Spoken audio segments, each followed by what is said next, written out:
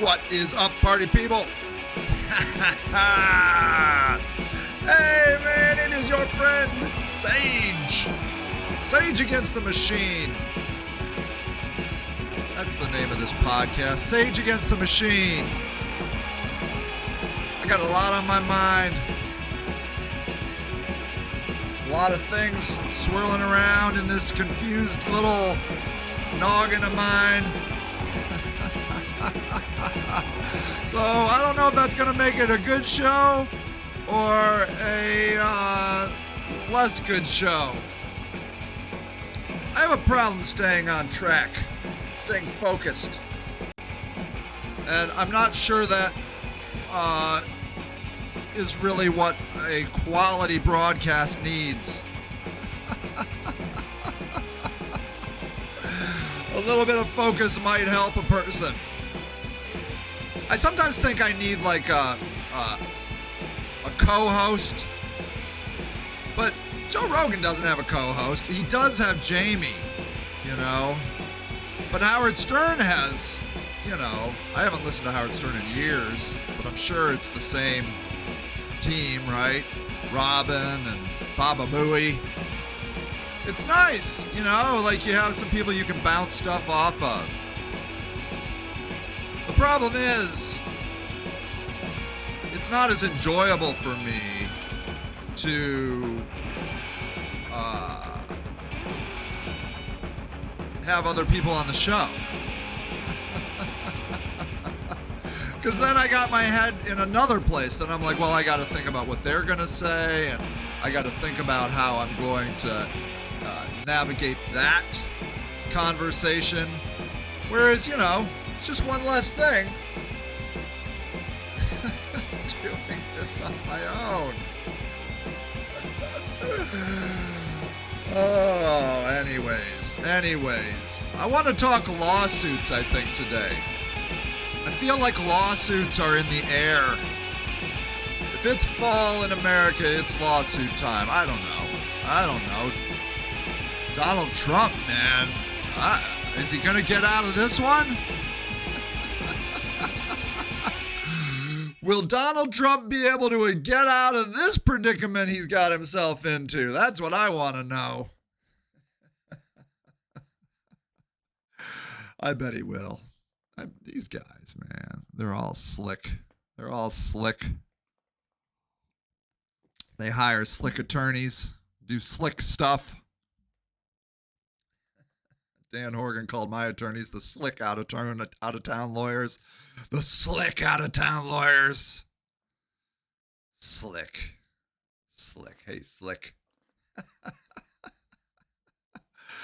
Yeah, I don't want to talk about Dan Horgan. I don't want to talk about Dan Horgan. I don't want to talk about Donald Trump. I will say this. I just feel like Donald Trump, almost like he I don't know, like he's asking for trouble. I mean, why not just turn over the papers? Are you guys really going to support him? Like, those were his papers, man. They were his. He should be able to do what he wants with them. Who gives a crap? Why do you need to die on these stupid hills? Just turn over the papers and go on with your life. But no, he wants that Kim Jong-un or whatever letter.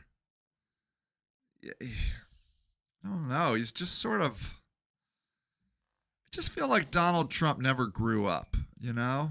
He's just a spoiled child. He's like, I want this, so I'm going to do it. I have $1 billion, or at least I have hundreds of millions of dollars, and I'll just hire attorneys and not pay them.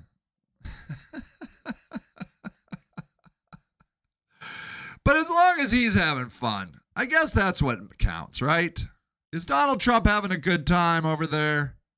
Is he enjoying his time on Earth? I hope so. I literally hope that for everybody. Because like, there's just no guarantee you're going to come back here. You know, I mean, the reincarnation people are like, man, you can't escape this place. But I don't know. I mean, I believe in reincarnation, but only to a point. I believe that your energy, all your molecules, don't disappear. I don't think things actually disappear in the universe. So it stands to reason that you get embedded in something else. I really don't believe that you in your whole being go from one creature to another creature after your death. That sounds not likely. I think that you die and then your particles, or maybe even your consciousness, whatever the hell that is. I don't even know if consciousness is a real thing. But let's just say for fun, it is a real thing. I have a hard time believing it just goes into one other being. Like it's a cube of metal, you know, like your consciousness pops out of this body and then pops into one other body. I don't feel that way. I feel like it probably scatters and your consciousness or whatever, your existence goes into a lot of different things. I will say I believe in genetics. I believe in that kind of reincarnation because I see my son. I see myself in my son. I see my wife in my son. And then, in fact, I usually see the best parts of us in him. I'm like, wow, how'd you get rid of the crappy parts of us? Genetics. So I believe in that kind of reincarnation for sure. But me just dying and then being reincarnated into a cow or a single cow, no, I get reincarnated into a million cows and a million people and reincarnated into everything. Hey, Colleen. Yeah, so, right. So Colleen says, depends on how you define death. Right, I guess that's true. I mean, isn't that the thing about all of this? Is I think we get in big, huge fights as humans because we didn't really agree on the premise of the conversation to begin with. We come in to a conversation with presuppositions, and then, if you talk long enough, people 9 times out of 10 are like, yeah, you know what, that's right. I mean, like, let's take the gun debate.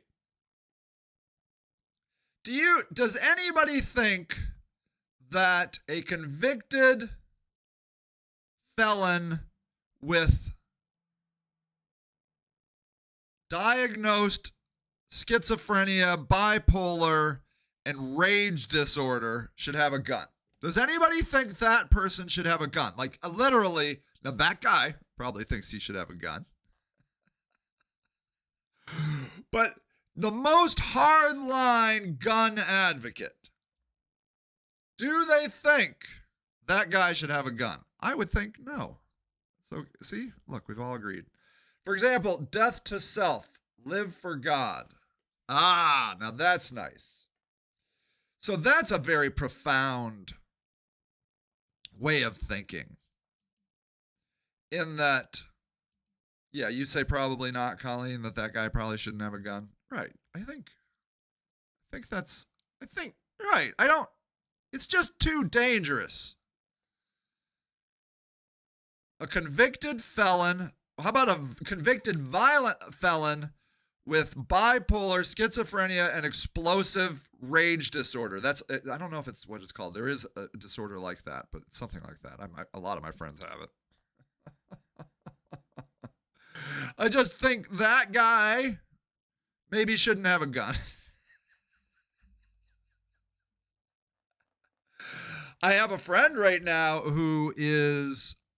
So listen to this. What do you think of this? Let me riddle you this. A guy had put up a tent on my land. Within an hour, police are on my land looking for somebody else. Looking for somebody. Unzip his tent. Okay? He's in his tent asleep. They unzip his tent, tell him to get out of his tent. He rolls over and he has a gun. Okay? He was laying on a gun.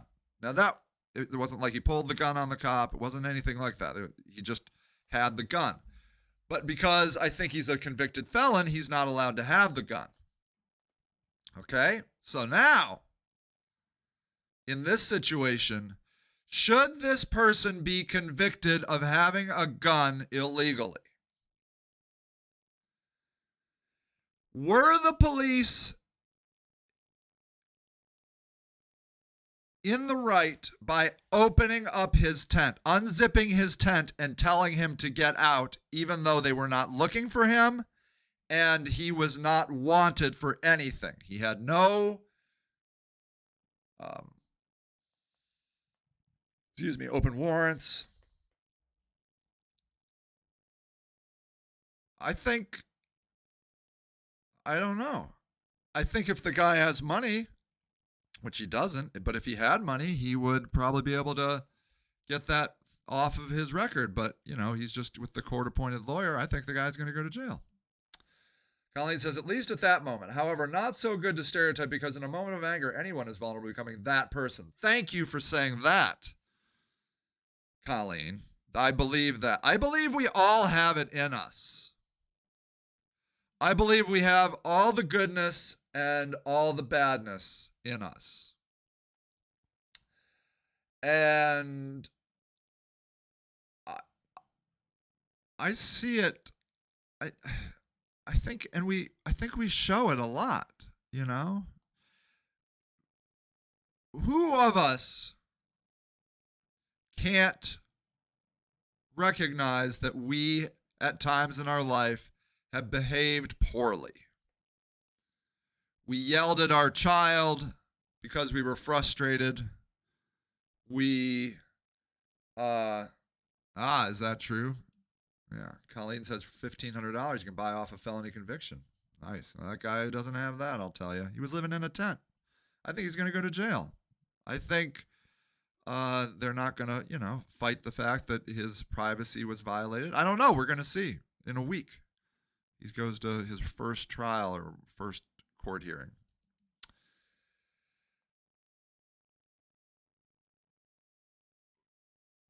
It's the whole premise of the Christian story. You are born a sinner, says whoever says it. You're born that way, and there's nothing you can do to change that fact. You're a sinner, always a sinner. And I think, can't you all agree that?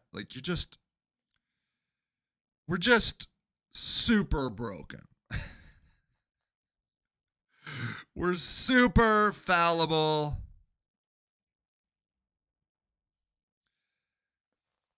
I've had a documentary team following me around. It's not just for me. It's this cool documentary about mental health services in Akron, Ohio, and they're looking at what I'm doing as an alternative solution, I guess, to mental health.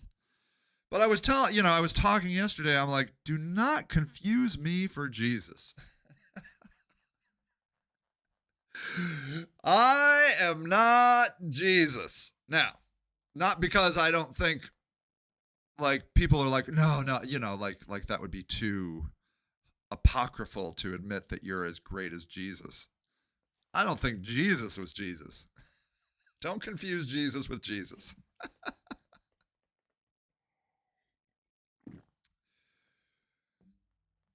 I just don't believe God came down to earth in a physical body. I don't. I don't buy it. I don't buy the Buddha. I don't buy any of that. I don't buy any of it. I've seen no evidence ever of somebody being a demigod. And that's all that is. That's all those stories are. Is Achilles, half man, half god or something, right? It's just stories. It's just now I'm not saying that Jesus didn't exist, and I'm not saying that he didn't put out some really powerful, probably beyond our capability ideas. But I just can't. I just can't do it. And like I want to midrash. I've heard that word, Colleen. What is that? I wish I could believe in it because some of the most beautiful people I've ever met are these God-loving Christian people, and I like there's time like at different times in my life I'm like I really gotta find this. I gotta get there. I gotta get there for that person. I'm like they're so wonderful, and they want me to believe that God, that Jesus is the way, the light, and the life. Like Jesus was God on earth. Uh, True children of God understand resurrection power. There you go. But see, I do believe in resurrection power. I believe in rebirth all the time. Now that I see everywhere. Birth, life, death, rebirth. Midrash is a Jewish term for the stories. Okay, that's beautiful. That's beautiful. Yeah, right on. Right on.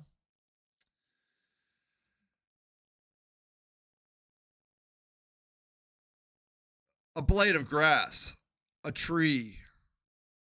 I see birth, life, death, rebirth. It is. I believe in that 100%.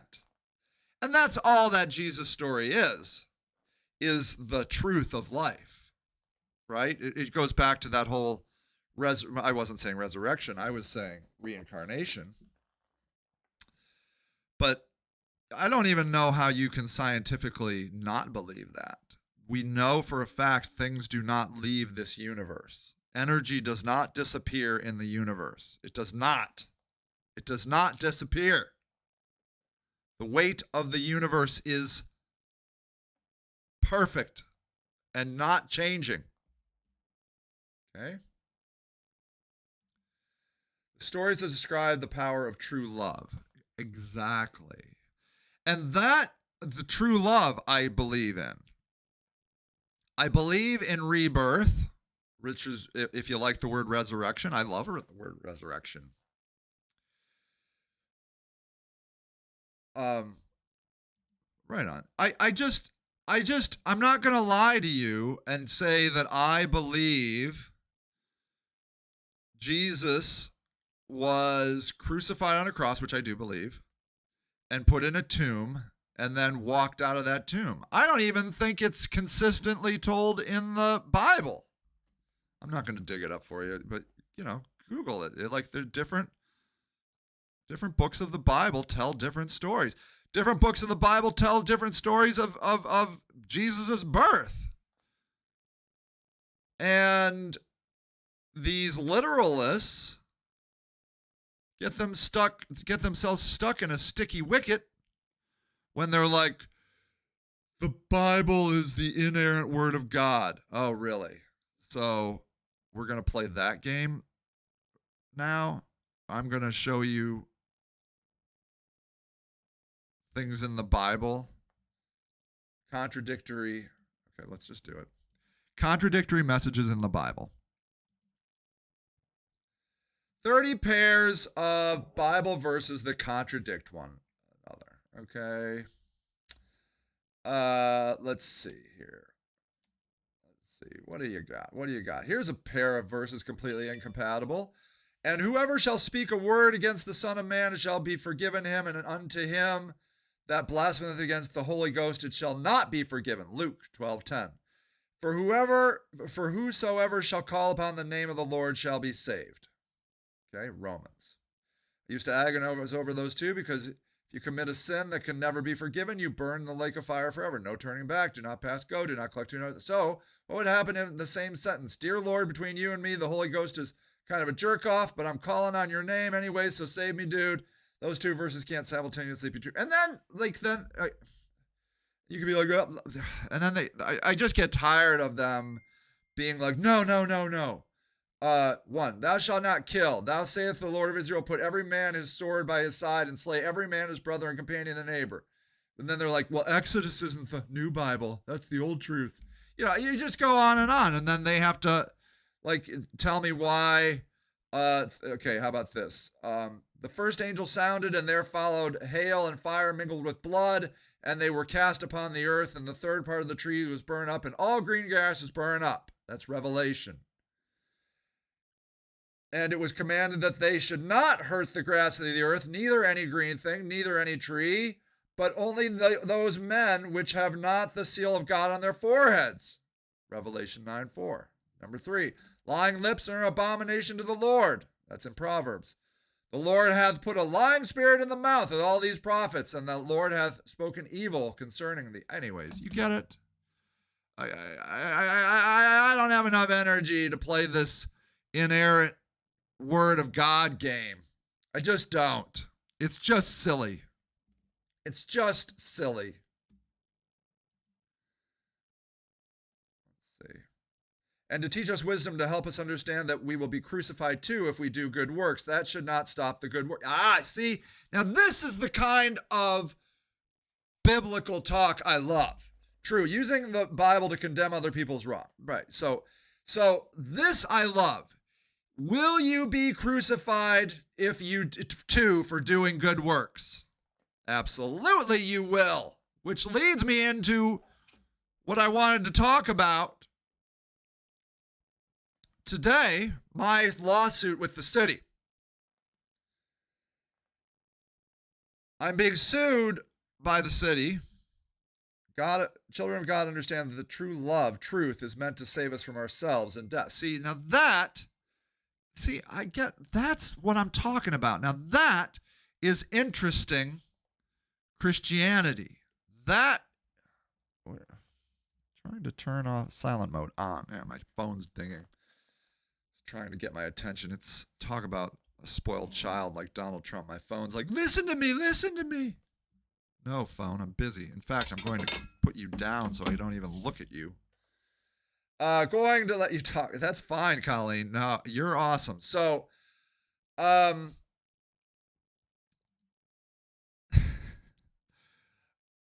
feel bad for attorneys that have to deal with me because I'm me and I sit on, and I don't stop talking, and a lot of attorneys don't like that. But I will say this. I was talking to my attorney for this lawsuit. I have 2 things going on with the city right now. We're trying to get to the Ohio Supreme Court to hear my private property lawsuit. We should hear about whether or not they'll accept that within maybe September or October. We'll see. But I've got another one where they're suing me for having homeless people on my land. And my lawyer said that, I asked my lawyer, I said, I wanted to put out a statement. And she's like, I'm not putting out a statement. She's like, and then we need to talk about what statement we're going to put out. And I'm not putting it out. And you can put it out, blah, blah, blah. And then she said this. She said, we cannot talk about, it's like bad etiquette or, I don't know, lawyer, it's not cool lawyer stuff to talk about what agreements will be made, okay? But I said, the lawsuit is public knowledge, right? And she's like, yes, it's in the public. And I said, can I talk about the lawsuit that is public knowledge? And I swear I should have gotten it written down, but I swear she said yes. So, we're going to talk about that. Okay, so here is an order for preliminary injunction. Case number CV 2020-06, 1846. There it is. Judge Allison Braw referred to Magistrate Candy O'Connor. Order of preliminary injunction. Right there, I don't know what a preliminary injunction is. I know the word preliminary, That's the prelim. The prelims.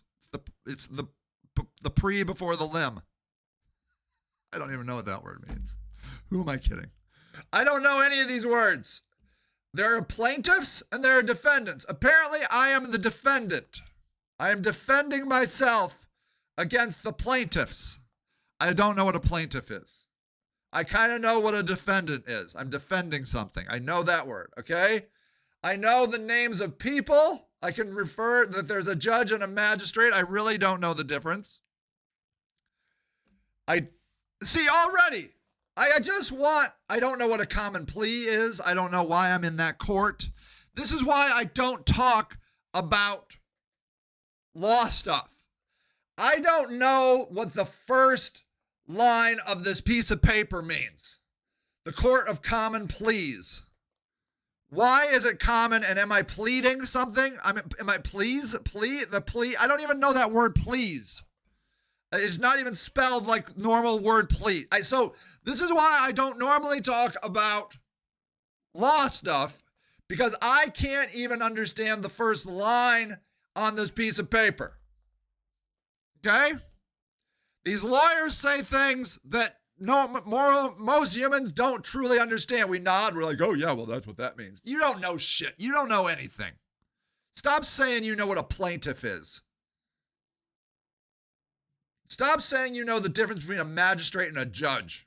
I would imagine, if I had to guess, a judge is elected and a magistrate is appointed. The magistrate, Candy O'Connor, who I like very much, I've met with her twice now, seems very cool and smart. Never met Allison Bro, Judge Allison Bro. She's probably cool. I don't even know if that's how you pronounce her name. But it seems like Candy O'Connor, as a magistrate, has complete authority. I guess. All right, plaintiffs, City of Akron and the State of Ohio. Okay, I guess. I haven't seen anybody from the State of Ohio. City of Akron Law Director, that's Eve Belfonce. Defendants, the Houseless Movement, the Church of the Nomadic Spirit, Sage Lewis, collectively the defendants. So you see here, these three are me. Okay. Agree. We already agree. Do we agree? I didn't agree to anything. That an adequate basis exists. I don't understand. See, these are the things I don't understand. I didn't agree to shit. But apparently I have agreed that an adequate basis exists for the court to approve and issue this order of preliminary injunction. Oh, I see. Okay. Oh, wait. What's going to happen is I need to find out what a preliminary injunction is. Preliminary injunction is an injunction that may be granted before or during trial. Oh, with the goal of preserving the status quo. Okay, I get it already. See, I'm learning a lot. Okay. Who can? Yeah, right, Colleen? I know. I think they do this just so you can pretend that they are important. Because if we don't pretend these courts are important, we're screwed. Okay, so this is what they're going to do is they're writing a thing down here, okay? And then they want me to sign this. And then I will have agreed that an adequate basis exists for the court to approve and issue this preliminary injunction. The instant action was filed June 3rd. The first amended verified complaint filed June 17th for a declaratory judgment and preliminary permanent injunction relief. Okay. Plaintiffs have moved. Now, plaintiffs, that's not me, that's the city.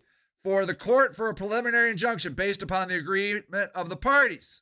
Okay, via Civ R65. Who the hell knows what that is? I mean, I'm going to sign something. Well, they want me to sign something. I don't even know what these words are. Like, literally, I'm going to sign things. I don't even know what the difference between a magistrate is and a judge. And I'm going to sign this shit. Jurisdiction. Akron is a duly organized municipal corporation established and governed. Okay, law party charter with common RC 7. Okay, all right. Court has jurisdiction. Defendant, that's me, own or owned or were in charge, care, or control of property in the city of Akron in the vicinity of Broad Street, Kent Place, and Kent Street. In the vicinity, around that. That's true, around that. I do not own anything on Kent Street. I do own or my organization's own a couple things on Kent Place and one building on Broad Street. More particularly described below, that has been maintained and utilized in violation of law, okay, including the following portions of the codified ordinance. Chapter 94, Health, Safety, Sanitation. Chapter 95, Littering. Chapter 150, Environmental Health Housing Code. Chapter 153, Zoning Code. Collectively, the Zoning Code. Facts. Here we go, the facts. Defendant, that's me. Houseless Movement was the owner of 85 Kent Place. That is a fact. That's parcel number. I'm assuming that's a fact. I don't know. I'm going to take their word for it. Maintained and utilized 85 Kent Place in violation of the city code. Okay? They're saying, including electrical wiring that was unapproved or not maintained in good and satisfactory condition, outdoor use of a refrigerator, a pit for open burning, and shelters provided by tents. Okay, I'm not going to go through all the things of whether or not these facts are facts. I will say that there was a refrigerator. I removed it. I will say that there was an open burning pit. We are allowed to have fires in Akron. We have a burning pit unless someone complains. And of course they complain because they hate homeless people. Okay. The electrical wiring has been removed. Okay. It was put in by a homeless electrician. He did not get a permit.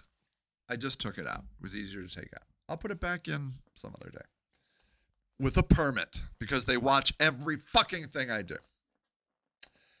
Provided and shelters provided by tents and or other non-dwelling units on 85 Kent Place are allowed or permitted 85 Kent Place to maintain. That I would say is true. They are no longer there. They are gone. Defendant, okay? The refrigerator's gone. The wiring is gone. There isn't an open pit for burning. It's hard to stop these people from burning, but I don't think they're burning right now. I do not allow it. I have a sign up that says no pits for burning. No putting up tents. I have all the signs. Defendant Houseless Movement was the owner of vacant land at Kent Place. That's true. Probably that parcel. I'm assuming that's true. Maintain and utilize vacant land in violation of city code, which is all these other things. Okay. On May 18th, transferred ownership to Defendant Church of Nomadic Spirit. That's probably true. I don't know the exact date, but isn't it handy? They have that here for me. See the things I learn in these lawsuits. Defendant Church of the Nomadic Spirit has been maintained and utilized the property in violation of the city code. Okay.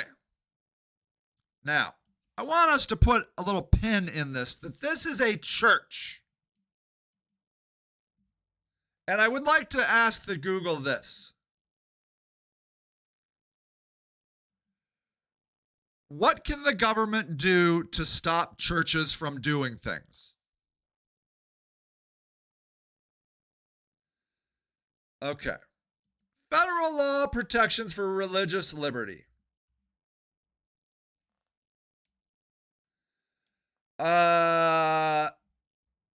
What you need to know about America is we take our religion very seriously.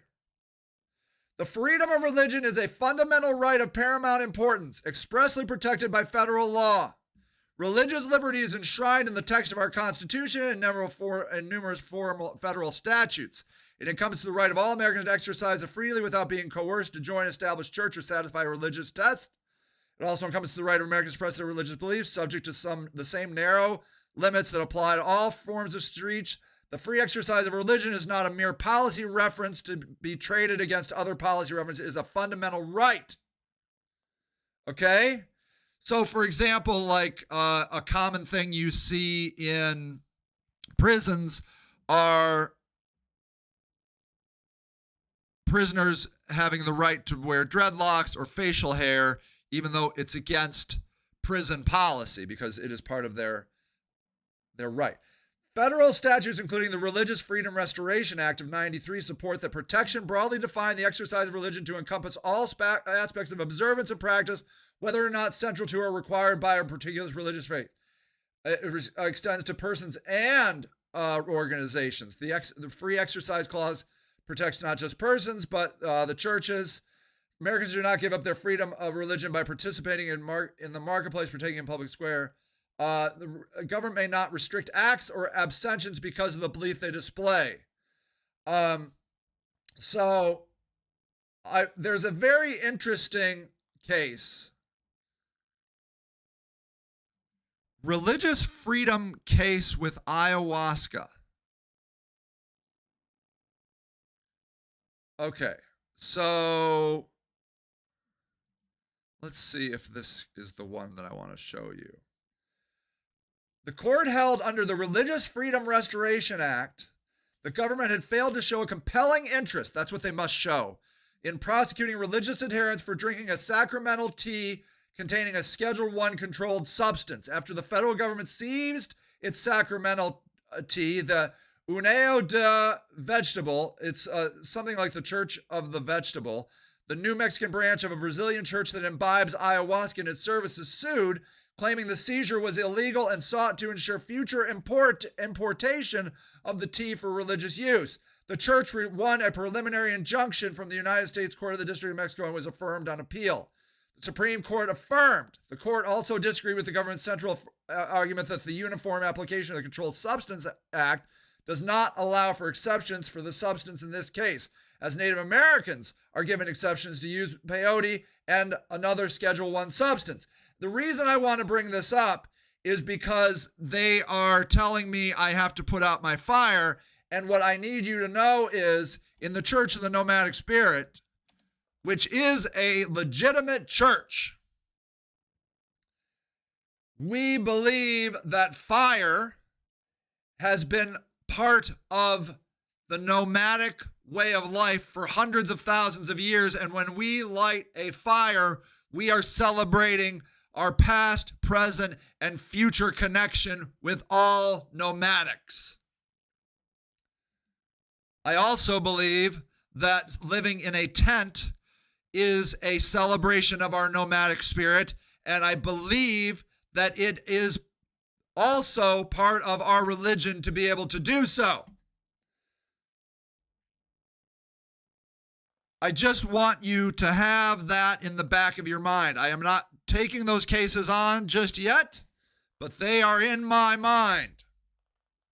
Okay? Does the government have compelling interest to not allow people to live in a tent based on their religious beliefs? To not have a fire based on their religious beliefs? Especially when the Church of the Vegetable is allowed to have a Schedule I substance, part of their religious beliefs. Does the government have a compelling interest? And I believe I'm going to win that case. But that is another time. I'm not there yet. Okay. During all relevant times in this individual capacity, it was in charge, care, and control of the property, has maintained or utilized the property, allow the property in violation of city code. Portion of the property upon which offending conditions have been maintained or zoned. Okay, so anyways, I did get the offending conditions off. I think they're happy with that. Okay, but now this is where it gets good, ladies and gentlemen. This is where it gets good. Findings. That a real controversy exists for which plaintiffs have no adequate remedy of that law. Okay? There is no law, including all the laws they mentioned above. Okay? There is no law. Okay?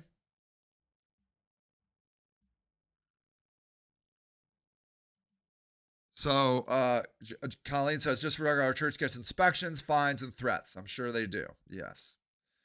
We are not supposed to sign anything that we do all the time. Yeah, it's giving someone your promise that you will do what they demand and prohibit. I see. Thank you, Colleen. Thank you for being smart.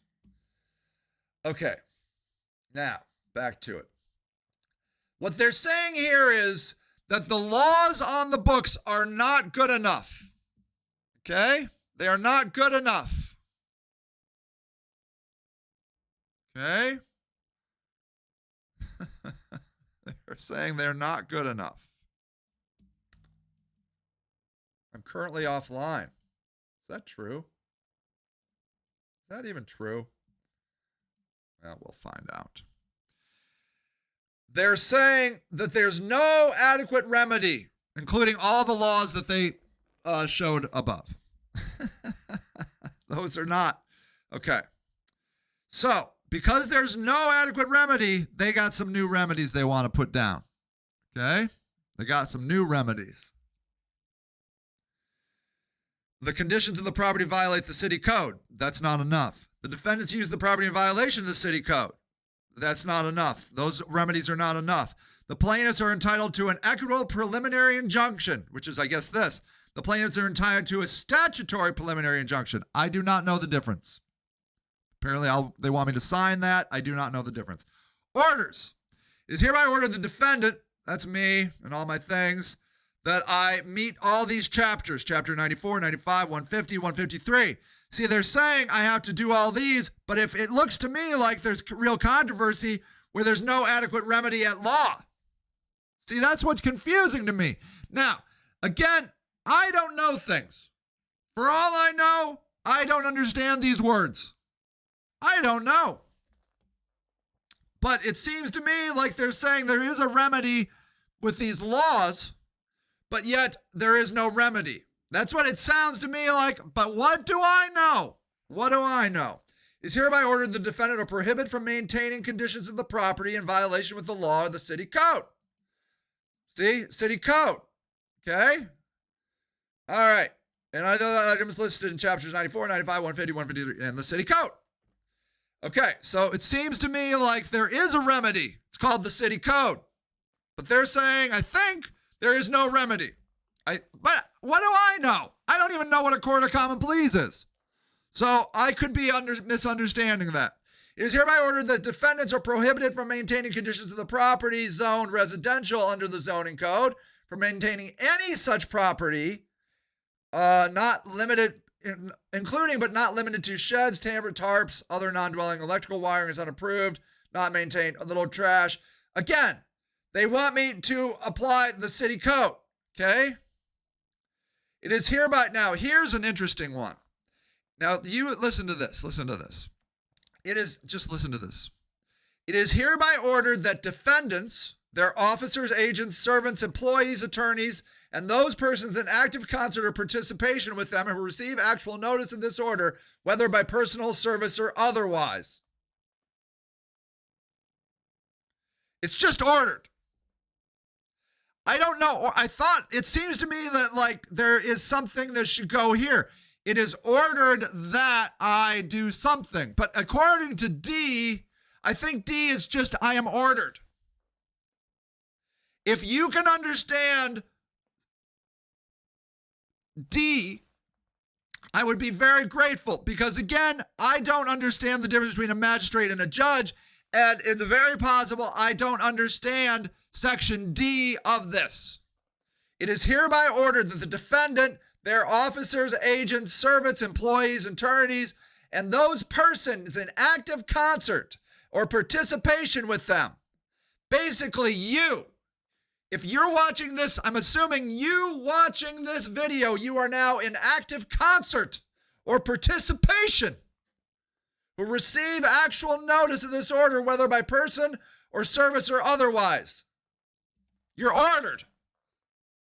I think. Anyone that can explain that sentence to me, I would be very grateful. Very grateful. I would be very grateful. Because I can't understand that sentence. All right. E. It is hereby ordered that this preliminary injunction shall run. You see how it goes? It is ordered that it shall run with the land. Okay? Meaning the code, all the stuff. So do you remember here? I just need you to go up here. It's saying there's real controversy where there's no actual remedy of the law. And then they talk about the law. How I'm violating the law.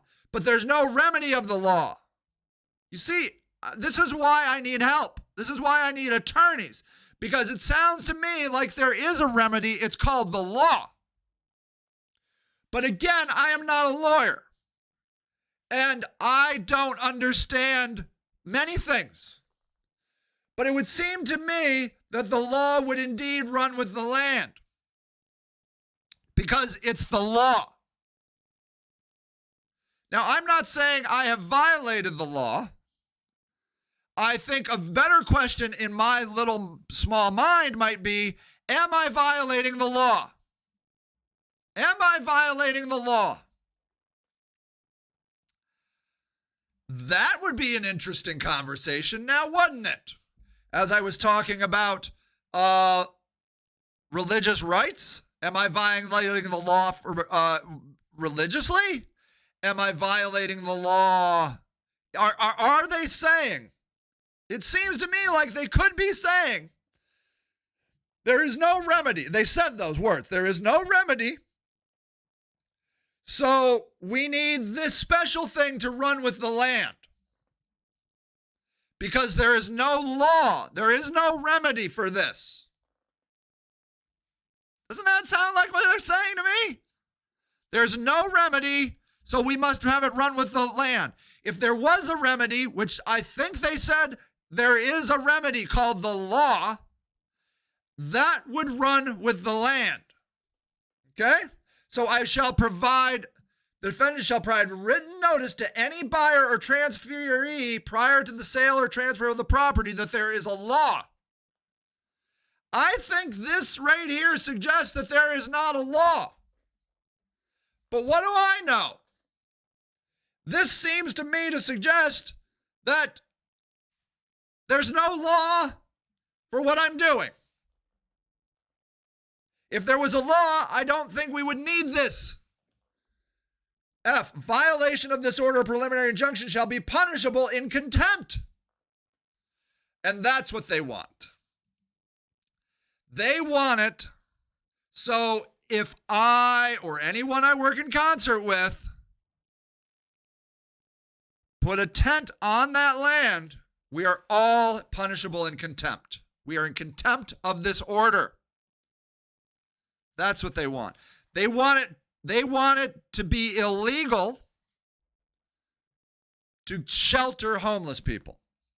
And they will use this preliminary injunction as a way, because anybody that's played Kevin Bacon's 6 Degrees of Separation, who isn't in concert with me? If you have heard my voice, I would think you are in concert with me. If I say, hey, go put a tent up on your land, and then you go and put a tent up on your land, and they said, why did you put a tent up on your land? They said, well, Sage told me to put a tent up on my land. You are now in contempt. You're in contempt. I'm in contempt. Everyone's in contempt because you worked in concert with me. Do you see what it's saying? Now, some attorneys are saying this can't even be held up in law. They don't even think this is possibly to be held up. But I'm telling you, if you sign this, they're going to sure try. And then if you can't afford a lawyer, what are you going to do? You're going to take that tent down because they're going to say, hey, if you don't take that tent down, you're in conjunction with Sage Lewis and the Church of the Nomadic Spirit and the Houseless Movement and blah, blah, blah, blah, blah, blah, blah. And you are in contempt. And you're going to be like, oh, shit, I don't know what that means. I don't want to be in contempt. And that'll work. That'll work. So if I sign this, I have, in fact, I think, in my little pea brain, have created a weapon that the government can use against anyone, even if it's not even to be able to be held up in a court of law. You see, that's what it seems like to me. But if I'm wrong, by all means tell me, because I am not a lawyer and I don't know what the hell about any of this stuff is. A preliminary injunction. Okay? Be punishable. Okay, let's keep going. G. This order of preliminary shall remain valid and enforceable until it is dissolved or becomes or is suspended by an order of permanent injunction. I think that's what they're going to do, is then they're going to try and get a permanent injunction. Okay? All right. So now Now, I want to go back up to C because I don't think I explained this very clearly. It is hereby ordered that the defendants are prohibited from maintaining conditions at any property, land, or parcel within the City of Akron zoned residential use district under the zoning code of Akron. Any property. Okay? And then the defendants, who are the defendants? I think it's all these people. Where did we go? In concert? Okay. The defendants. Sage Lewis, the defendant. Okay. So, E is saying I cannot do this on any residential land. Okay?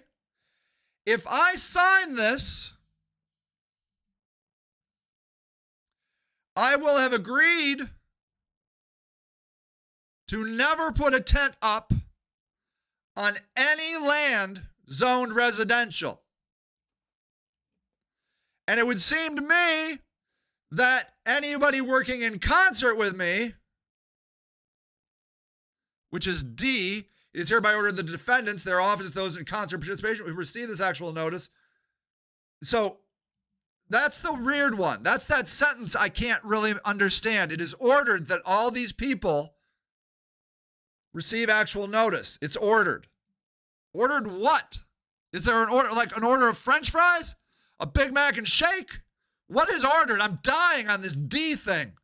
I don't think I should sign something that I don't know what they're ordered to do. See, E makes more sense. It is ordered that this injunction shall run with the land. See? It is ordered that they will get a hug from the city. It is ordered. I don't know what it's ordered. I don't know. I don't know what is ordered. So, that is what I am facing right now. They want me to sign this preliminary injunction. And my lawyer said it's bad taste or illegal, I don't know, to say what we're going to do. Well, that's easy. I don't know what we're going to do because I'm still hung up on D of what we're ordered to do. Ordered to those persons in active concert participation with them who receive actual notice of this order, whether by personal service or otherwise, will what? Just ordered anything. Go get me up. Go wash my car. We'll be ordered to wash my car. We'll be ordered to mow my lawn. It's just ordered. They should just put a line. They can fill it out whatever they want.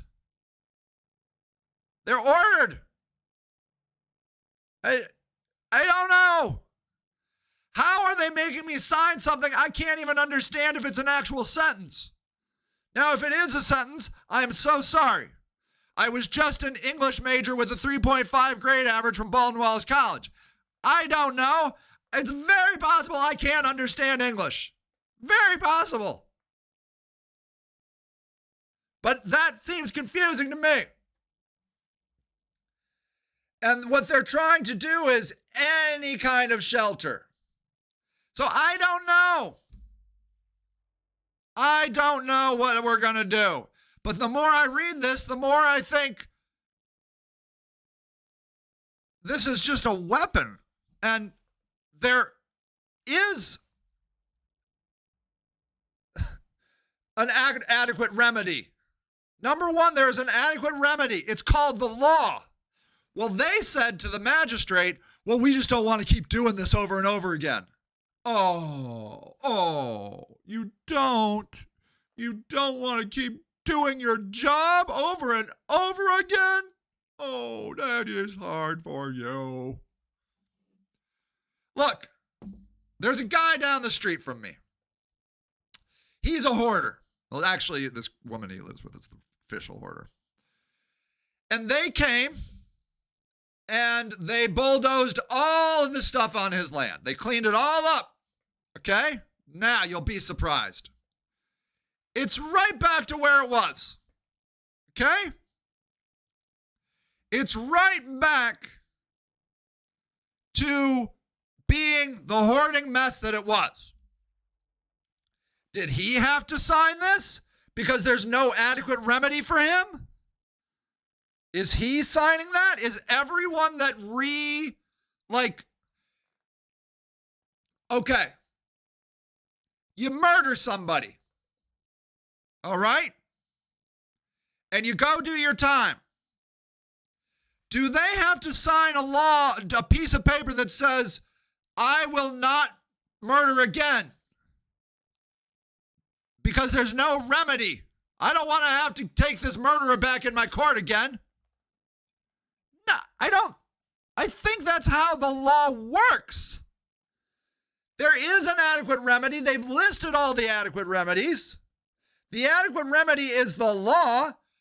And again, if we want to have a conversation about whether or not it is actually illegal for me to put a tent up on my land, that would be very interesting. But they're not saying that. They're saying it's against the law. So if it's against the law and a judge or whoever says, yes, this is against the law, then that's the remedy.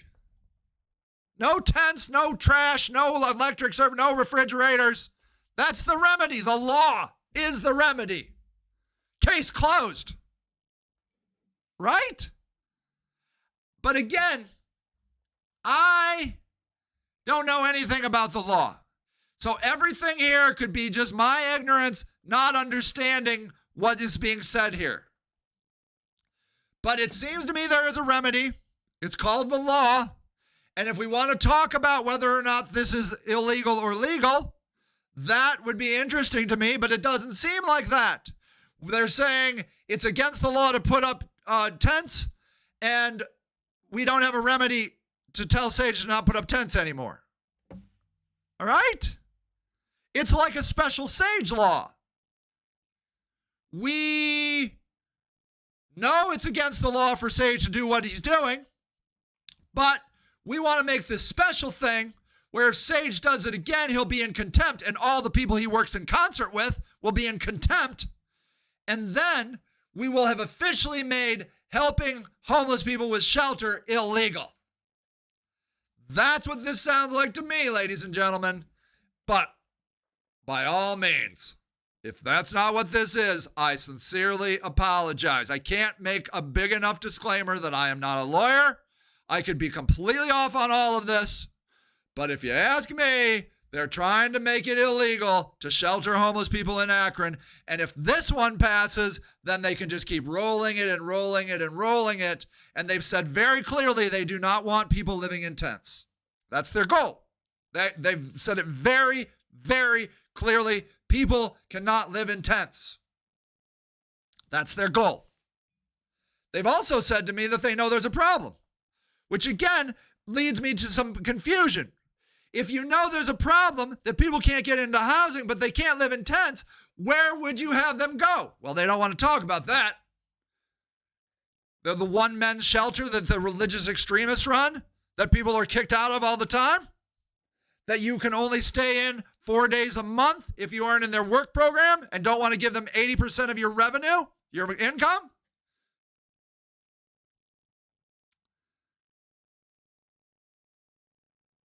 That's why we have shelters, because we have acknowledged that sometimes there are people that have nowhere to live. That's why we have shelters. You see, can we all agree that's why we have shelters?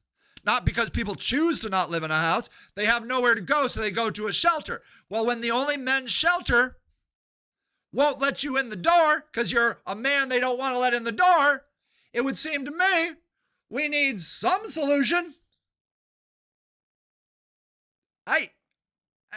Again, I'm not that smart. I'm probably missing something. That there's a guy out there, we're going to take one man, okay?